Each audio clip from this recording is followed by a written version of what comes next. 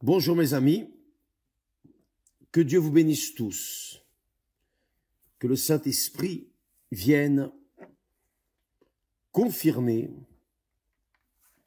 convaincre,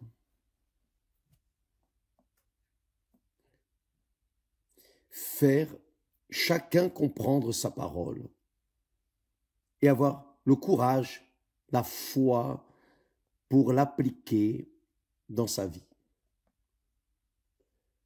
Que Dieu vous bénisse, votre famille, votre maison, où que vous alliez, soyez bénis. Car c'est la volonté de Dieu. Dieu veut que ses enfants soient bénis de telle manière que les enfants des ténèbres viennent voir la grandeur de Dieu dans leur vie. Que les enfants des ténèbres viennent reconnaître que Dieu est vivant, qu'il est un Dieu vivant. Regardez cette personne, ce qu'elle était et ce qu'elle est. Voyez comme cette personne est transformée. Voyez l'éclat dans ses yeux. Voyez son comportement exemplaire.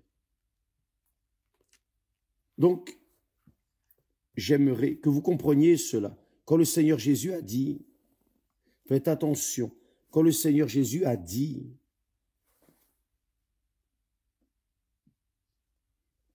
un enseignement de la parole, dans la prière, il a dit, voici comment vous prierez. Vous prierez, vous demanderez à Dieu ainsi, notre Père qui est aux cieux.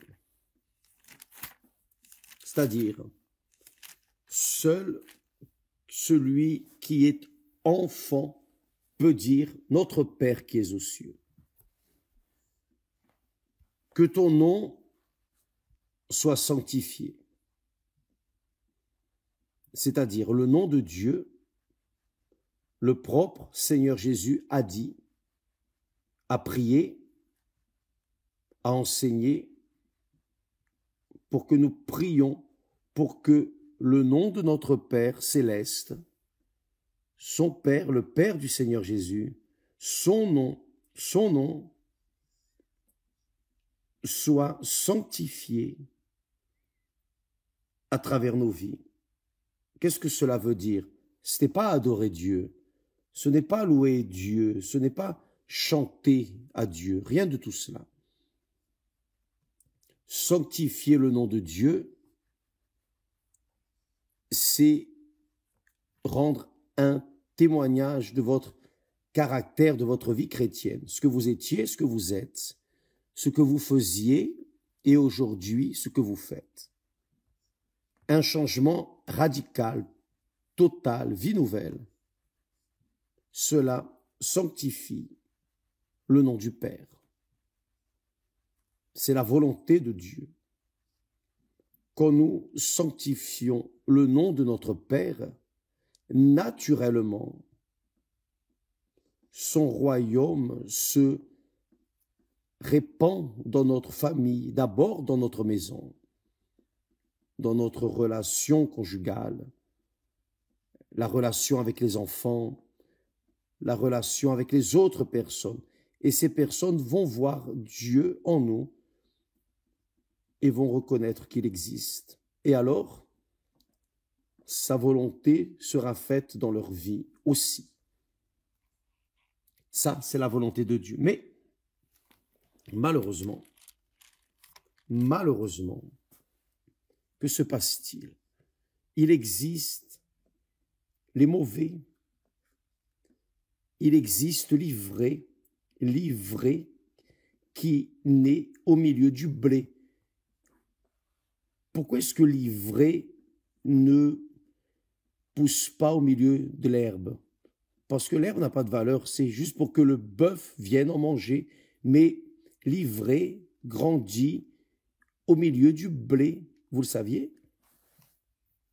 Et pourquoi? Parce que il se fait passer pour le blé, se fait passer pour le blé. Et qui ne connaît pas, n'arrive pas à identifier le blé et l'ivraie.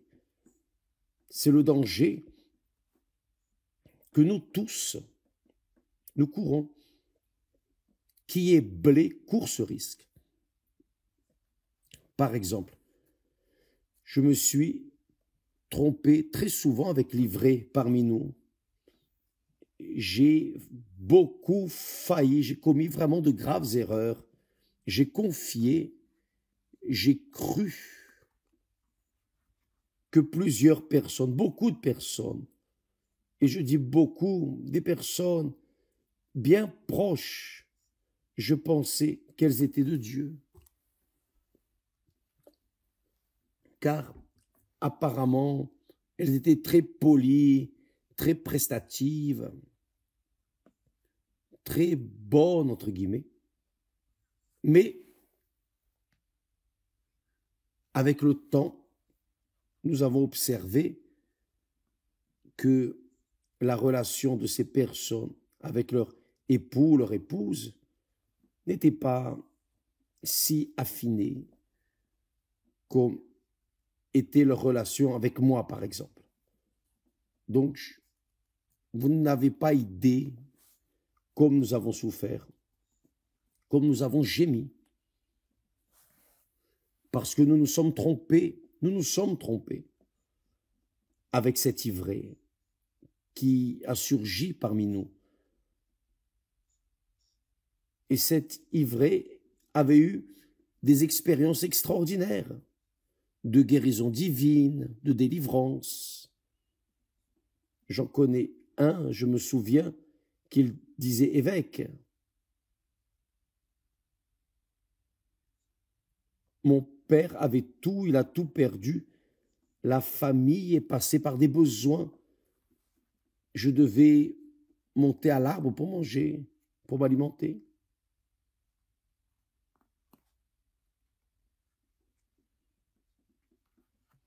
Et j'admirais ces témoignages. Comme Dieu est grand, regardez. Mais ces personnes étaient délivrées. Ces personnes ont été guéries extérieurement. Guérison divine, bénédiction, une bénédiction ponctuelle ici, là. Et avec le temps, nous avons vérifié, confirmé que beaucoup sont les lépreux qui sont guéris. Mais peu sont les lépreux qui sont revenus, qui réellement se sont livrés au Seigneur Jésus. Donc, mes amis, il est bon que vous fassiez une évaluation de vous-même. C'est pour cela que l'apôtre, dirigé par le Saint-Esprit, dit « Éprouvez-vous vous-même. Éprouvez-vous vous-même. » Si véritablement le Seigneur Jésus est en vous. Vous devez vous éprouver vous-même.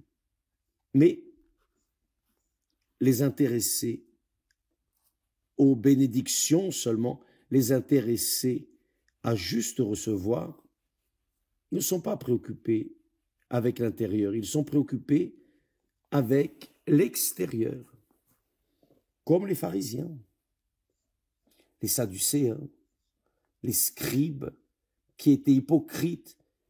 Après, vous pouvez lire cela au chapitre 23 de Matthieu. Le Seigneur Jésus a un discours dur, condamnatoire envers les hypocrites, envers l'ivraie, envers les chiens. Paul les traite de chiens, non seulement de chiens, mais aussi de mauvais ouvriers. Et en plus de cela, de faux circoncis. On va en parler d'ici peu. Mais j'aimerais que vous preniez soin, que vous fassiez attention, ne pas regarder seulement ceux qui sont dans cette situation. Mais d'abord, regardez vers vous-même, car si vous êtes de Dieu, vous allez prendre soin, vous allez faire attention pour être libre, ou plutôt pour ne pas compactuer, pour ne pas vous assembler ou ne pas vous asseoir avec ces personnes qui sont des ténèbres, qui sont scribes, qui sont comme les scribes et les pharisiens hypocrites. Car ils disent une chose, mais en eux, c'est autre chose. L'apôtre Paul a rencontré ce problème que le Seigneur Jésus détecte immédiatement, chapitre 23 de Matthieu, le chapitre entier. Lisez, le Seigneur Jésus condamne. Un jour, il a dit, je ne suis pas venu condamner, je suis venu sauver, mais ces pharisiens hypocrites, cet ivré, ces chiens, le Seigneur Jésus a dit, vous êtes déjà condamnés. C'est-à-dire, il y aura moins de rigueur pour Sodome et Gomorrhe. Vous savez ce qu'était Sodome et Gomorrhe. Il y aura moins de rigueur pour eux au jour du jugement que pour vous. Le Seigneur Jésus a déjà condamné, car il est resté révolté, en colère, avec ces personnes qui connaissaient la parole, qui connaissaient la vérité, mais vivaient une demi-vérité et un demi-mensonge. Ainsi sont les chiens. Voyez, l'apôtre Paul, certainement, il parlait beaucoup de salut, éprouvez-vous vous-même. Il a toujours stimulé ou a fortifié l'idée du salut personnel, car le salut est difficile. Il n'est pas facile. C'est pas seulement je veux. Non, vous devez payer le prix, car pour être sauvé, vous devez cesser d'être perdu. Pour entrer dans le royaume de Dieu, vous devez laisser le royaume de ce monde. Et ça, c'est ça qui est difficile. Ce n'est pas que Dieu rend la porte étroite pour rendre difficile. Non. Il ouvre la porte, il laisse la porte ouverte, mais malheureusement, ceux qui aiment le monde ne veulent pas savoir, de Dieu. Ils aiment le monde. Et le Seigneur Jésus a laissé bien clair, si vous aimez n'importe quelle personne ou chose au-dessus de moi, vous n'êtes pas digne de moi. Qui aime son père, sa mère, ses frères, son mari, son épouse, ses enfants, plus que moi, n'est pas digne de moi. Qui aime son nom, sa réputation, ses diplômes, son éducation, sa sagesse, plus que moi, n'est pas digne de moi. N'est pas digne de moi. Il arrive au point de dire, n'appelez personne père, personne ne doit être appelé père. Un seul est votre père. N'appelez personne de maître. Un seul est votre maître. Le Seigneur Jésus était ainsi, radical. Non. Il était ce qu'il était, la vérité. Car la vérité pure, nue et crue, c'est celle qui fait la personne. Le caractère véritable fait la personne hériter le royaume de Dieu. Voyez, l'apôtre Paul, certainement, parlait beaucoup de salut. Et au chapitre 3 de Philippiens, parlant à l'église des Philippiens, aux chrétiens philippiens, il parle à des chrétiens.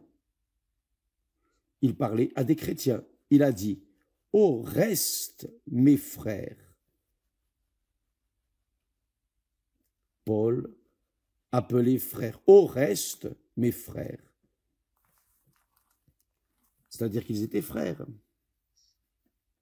Je n'appelle pas tout le monde de frères. D'ailleurs, même mes frères, je ne les appelle pas mes frères. Je ne les appelle pas. Je préfère amis. Je ne sais pas à qui je parle. Je ne sais pas s'il est frère ou s'il n'est pas. Donc, je ne veux pas me tromper. Je me suis déjà beaucoup trompé. Vous n'avez pas idée. Mais il dit, au reste, mes frères, réjouissez-vous dans le Seigneur. Je ne me lasse point, voyez bien, je ne me lasse point de vous écrire les mêmes choses. Il était répétitif. Chaque fois que je fais les réunions de pasteurs, d'ouvriers, même dans l'église, le dimanche, n'importe quelle réunion, je focalise toujours le salut de l'âme, car ça ne sert à rien de conquérir le monde entier, de perdre votre âme. Donc, je comprends que je dois travailler pour le salut de l'âme, car dans le cas contraire, il n'y a rien de plus signifiant.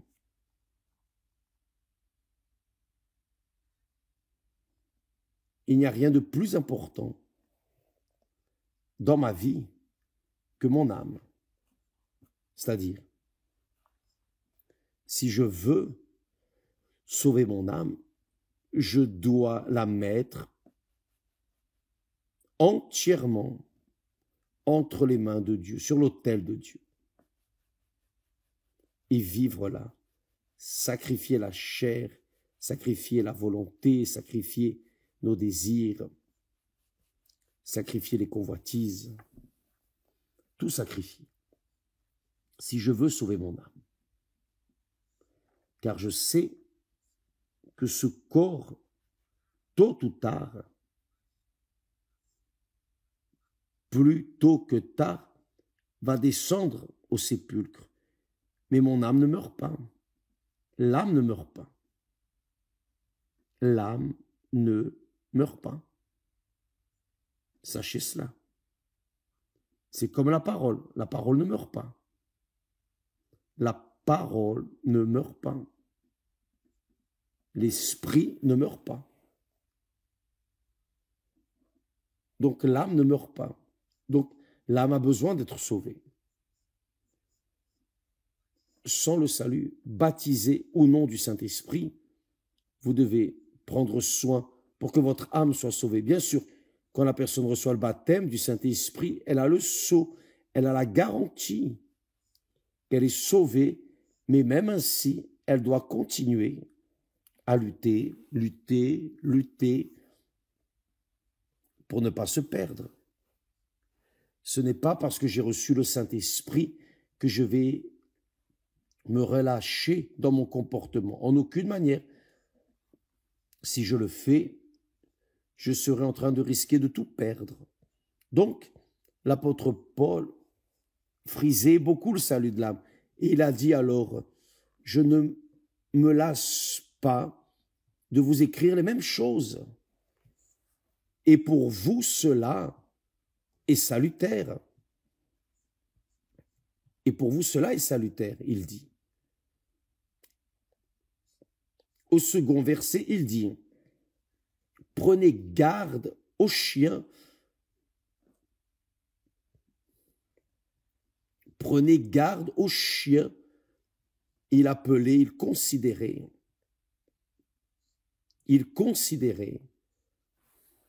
les faux, les hypocrites. Le Seigneur Jésus a considéré les hypocrites comme des races de vipères. Des races de vipères. Paul dit, gardez-vous, prenez garde aux chiens. Qui sont les chiens? Livrés et chiens. L'hypocrite, le trompeur, le menteur. Les personnes à qui vous ouvrez les bras, vous ouvrez la porte de votre maison, vous la laissez entrer, vous lui donnez le repas, le meilleur, mais après, il sort de là, parlant mal de vous. Je vais vous raconter une histoire très intéressante. Papa racontait ça. Une expérience qu'il a eue, dramatique, dramatique. Et je comprends. Aujourd'hui, je comprends. Car on sait qu'on vit au milieu de chiens. Au milieu de chiens. Et dans les églises, le pire, dans les églises, papa travaillait comme routier à l'époque et un jour, un soir de pluie, il pleuvait beaucoup, il a vu sur la route une personne qui demandait de l'aide. Il a arrêté le camion et il est allé aider cette personne. Cette personne avait le pneu crevé, il n'avait pas de criquet. Donc papa a dit, je suis pressé, je ne peux pas attendre que vous fassiez, je vais vous prêter le cric et vous le laissez là-bas dans le magasin après. Quand je reviendrai, je passerai, je prendrai le criquet. Et là, il a laissé le criquet avec la personne et il est parti. Au retour, quand il est passé pour récupérer le criquet, il n'y en avait plus, il n'en avait pas. Il est resté tellement en colère, révolté, et il nous disait à nos enfants, révoltés, la haine était grande. Il a dit, mon fils, quand tu vois quelqu'un dans le trou en train de dire, s'il vous plaît, aidez-moi, tendez-moi la main, envoyez une corde, prenez la plus grande pierre qu'il y a, jetez-la dans le trou. Parce qu'il a été trompé, il a été sévèrement trompé. Si je faisais ça, je ne pourrais pas prêcher l'évangile, bien sûr. Il nous a dit ça, mais quand nous avons connu le Seigneur Jésus, notre obligation est d'aimer même les ennemis. Mais le cas des pharisiens, des hypocrites, des chiens, qui se font passer pour des frères ou des pasteurs ou des évêques, des officiels de l'Église, des ouvriers, et qui font le mal, entrent dans les églises et se font passer pour des frères pour trouver des femmes, un mari, pour avoir des avantages économiques, faire des affaires. S'il vous plaît, mes amis, vous qui appartenez à l'Église universelle, ne vous enveloppez dans des affaires avec personne, spécialement de l'Église. Il vaut mieux vous envelopper avec un incrédule qu'avec un croyant. Vous savez pourquoi?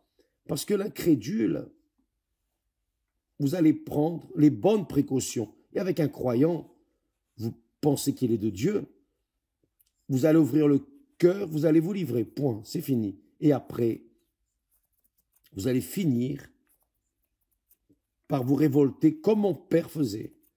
Mon père était vraiment révolté. Et c'est vrai, ça arrive. Beaucoup. Donc, ces affaires-là, dans les églises, choisir la personne, c'est seulement parce que vous êtes à l'église. La personne pense que vous êtes de Dieu et vous n'êtes pas, ou vous pensez que la personne est de Dieu et elle n'est pas. Vous vous enveloppez avec cette personne et vous avez des préjudices énormes. Et beaucoup sont ceux qui sont perdus sans église à cause de ça. C'est des personnes qui ont été trompées, soit par le pasteur, l'évêque, les ouvriers, l'épouse, enfin des choses de ce genre. Donc Paul dit, prenez garde aux chiens. Et ce sont des chiens féroces. Donc, mes amis, mettez cela en pratique. Soyez simples. Le Seigneur Jésus a dit, soyez simples comme la colombe, mais prudents comme le serpent. Simple, mais prudent. Le prudent, c'est celui qui pense, qui pèse, qui évalue. Attends, je vais évaluer. Laisse-moi, avant de m'envelopper, avant de négocier, avant de faire n'importe quoi, je vais additionner, soustraire, diviser, je vais faire les comptes pour savoir si je vais de l'avant ou non. Paul dit, prenez garde aux chiens, parce que le diable, en réalité, l'esprit immonde ou les esprits immondes profitent des personnes sincères, ces personnes qui sont du blé pur. Ils en profitent pour en tirer un avantage, et non seulement cela, mais surtout pour les rendre en colère, rancunières, comme beaucoup qui m'écoutent en ce moment, beaucoup de personnes qui ont de la rancœur avec d'autres frères, le pasteur, l'évêque, qui que ce soit. La personne a été blessée et elle est sortie, et jusqu'à aujourd'hui, ces personnes sont sans église. C'est la réalité. Pourquoi? Le diable a utilisé ses chiens, ses vipères. Il a répandu parmi les églises, et n'oubliez pas, faites attention, dans l'église, il y a des vipères, dans l'église universelle, il y a des chiens, il y a des chiens. On ne sait pas qui, mais on sait qu'il y en a. Mais les chiens ne resteront pas toujours. Tôt ou tard, ils seront bannis. Mais on ne peut rien faire. Ah, Seigneur, veux-tu que nous arrachions l'ivraie? Non, attendez. N'arrachez pas l'ivraie, car sinon vous allez aussi arracher le blé. Donc, laissez au bon moment, en accord avec Dieu,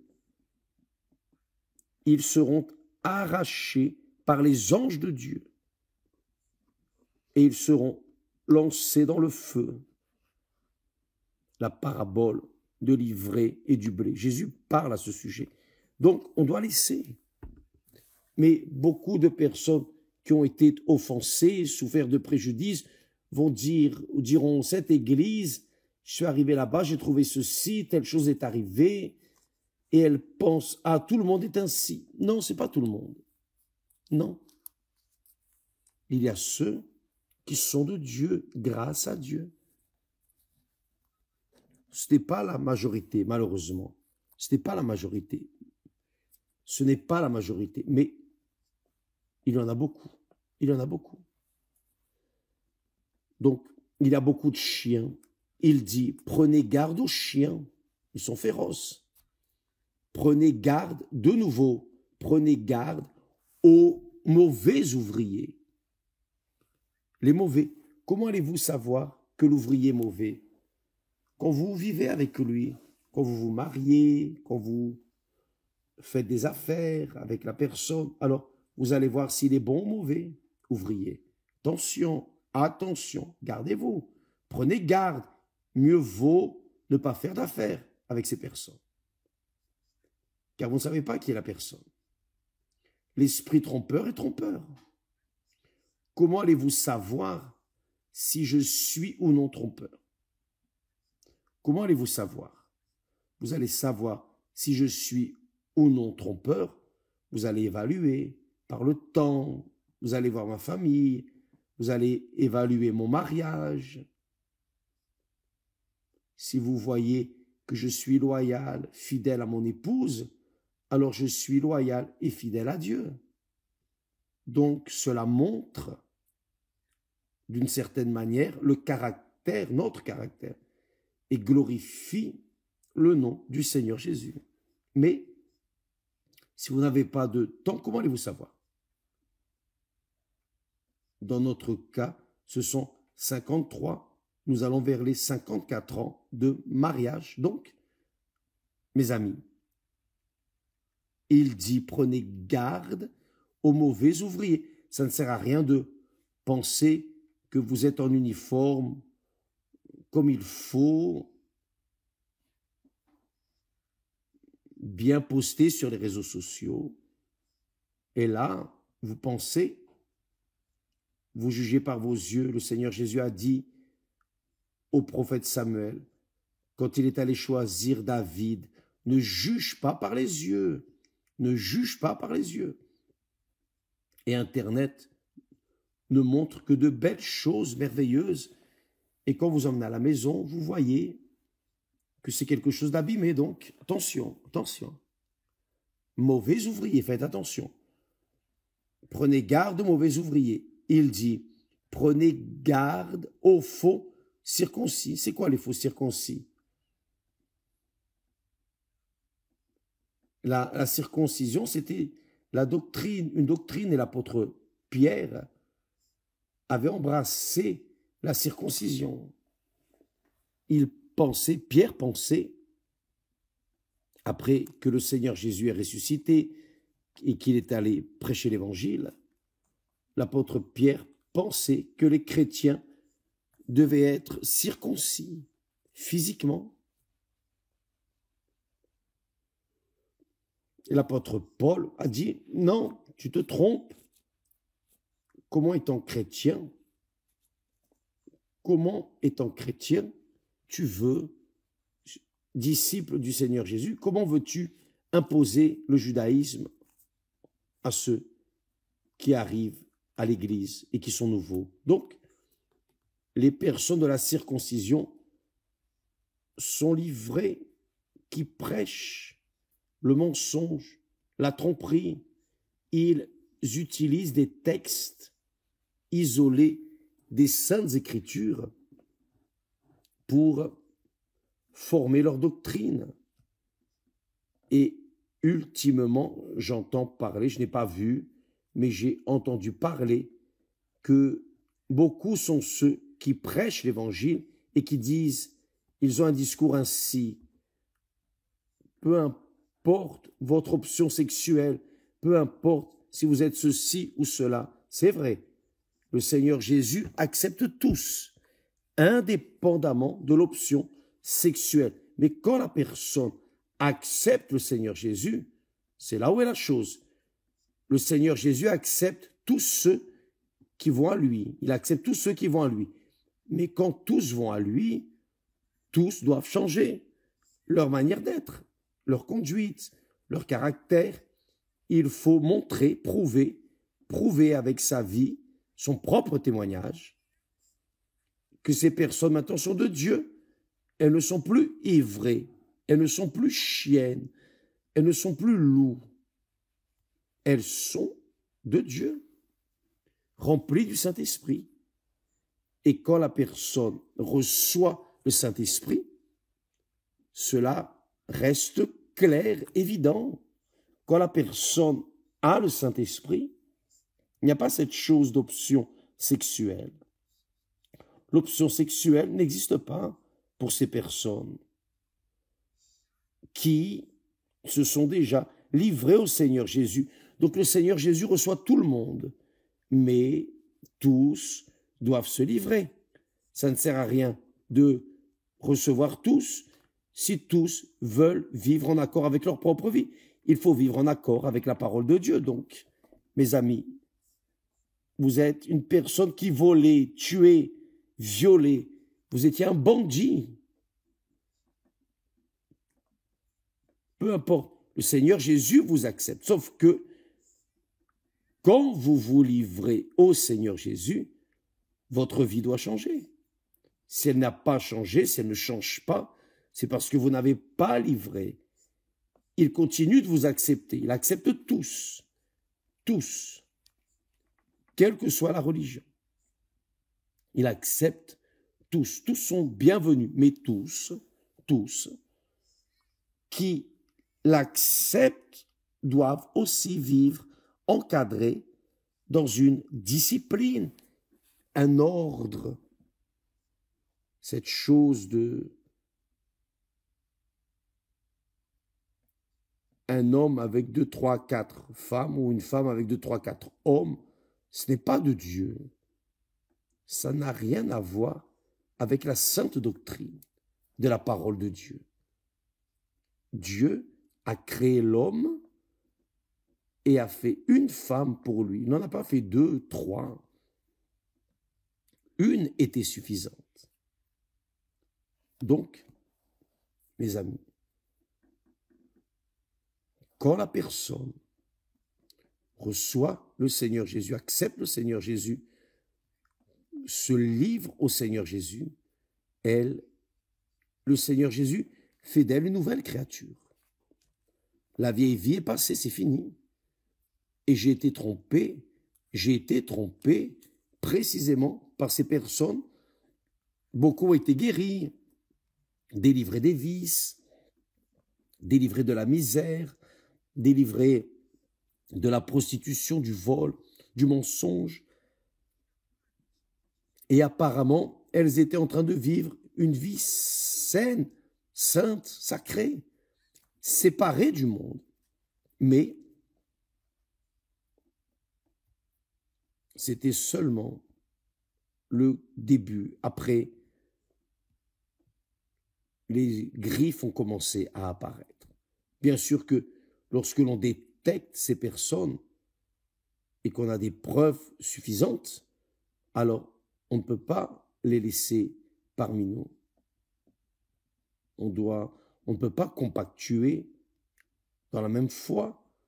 On ne concorde pas dans la même foi, la même doctrine, dans la dignité de la parole de Dieu. Donc, mes amis, nous n'acceptons pas cela.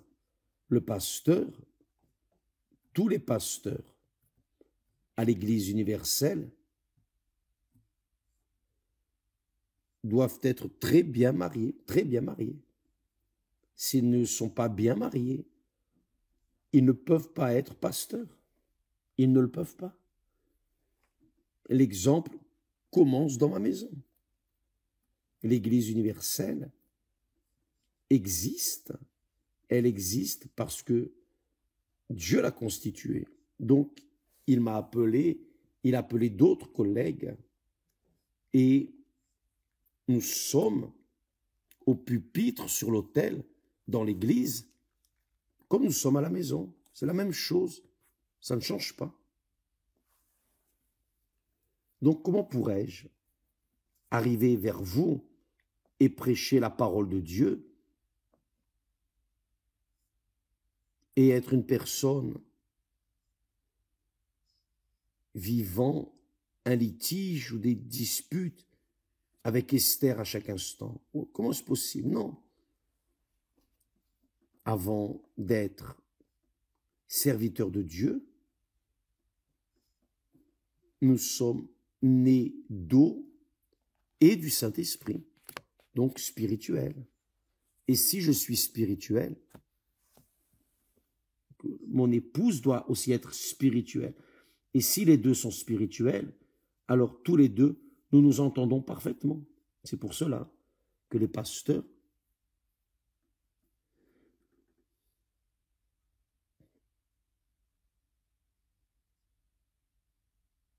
quand vous voyez un pasteur de l'Église universelle depuis 20, 30, 40 ans marié avec la même épouse, fidèle du temps, fidèle à sa propre épouse, c'est ce que dit la parole de Dieu.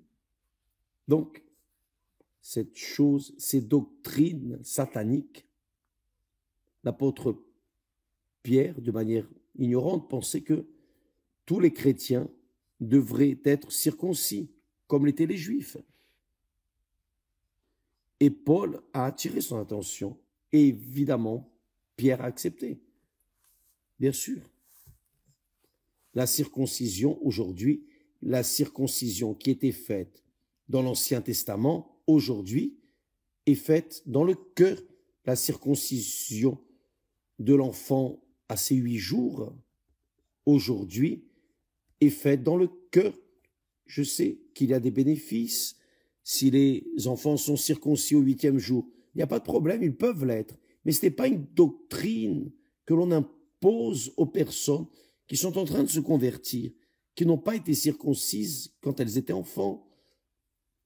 Elles n'ont pas été circoncises. Donc, qu'est-il arrivé? Pierre amenait cette doctrine? Non. Donc, il faut évaluer, mes amis, le texte sacré, peser, évaluer.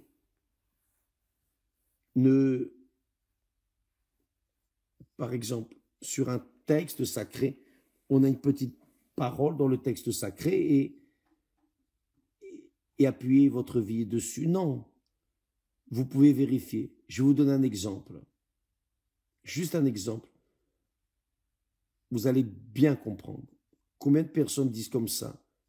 Combien de personnes disent « L'Éternel est mon berger, je ne manquerai de rien. Seigneur, Seigneur, tu es mon berger, je ne manquerai de rien. » Et elles font cela, elles disent cela, confessent cela durant 20, 30, 40 ans.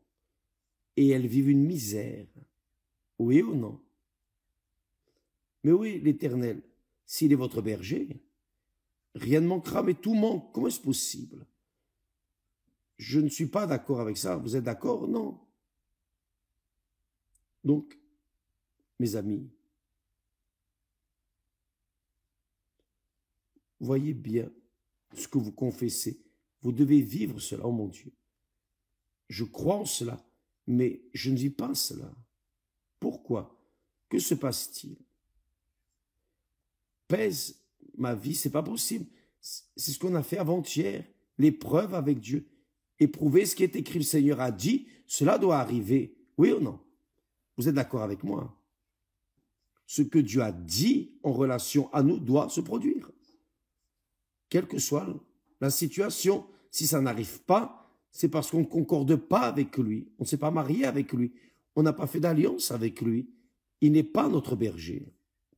C'est la réalité. Donc, attention, Paul dit,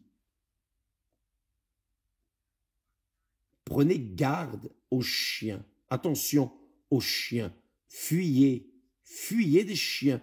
Fuyez des mauvais ouvriers. Fuyez. Si le mauvais ouvrier s'assoit proche de vous, sortez de là. Allez de l'autre côté. Fuyez. Fuyez de ces personnes. Fuyez de ceux qui prêchent une doctrine qui n'a rien à voir avec l'ordre, la discipline, la parole de Dieu. Fuyez. Et Dieu va confirmer sa parole dans votre vie. D'accord? J'ai trop parlé, n'est-ce pas? C'est ça, mes amis. Que Dieu vous bénisse et demain nous serons de retour. Au nom du Seigneur Jésus. Amen.